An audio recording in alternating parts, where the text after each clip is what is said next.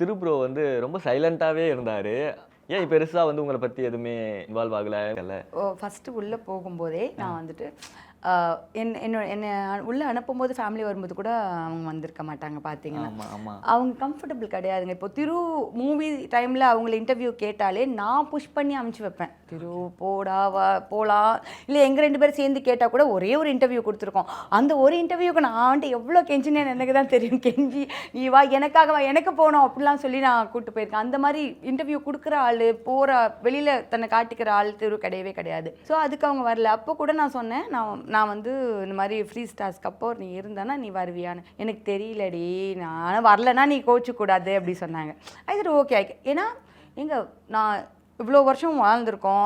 அதுக்கு முன்னாடி நான் கல்யாணம் ஆகி 17 வருஷம், அதுக்கு முன்னாடி ஒரு 8 வருஷம் லவ், இவ்வளோ வருஷம் எனக்கு அவனை தெரியும். அவன் இதுதான்னும் போது ஏதோ ஒன்றா நான் எதிர்பார்க்க முடியாதுல்ல.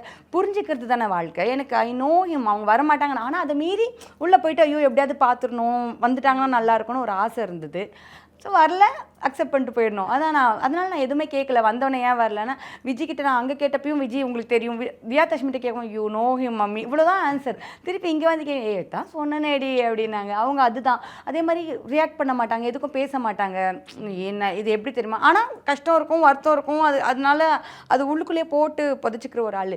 இதெல்லாம் எங்கேயாவது பேசுவாங்கன்னா ஒரே ஒரு ஆள் நான் தான். திரு என்ன ஃபீல் பண்ணுறாங்க, கஷ்டமாக இருக்குது, எனக்கு மைண்ட் சரி, எல்லாம் பேசுகிற ஒரு ஆள் நான்.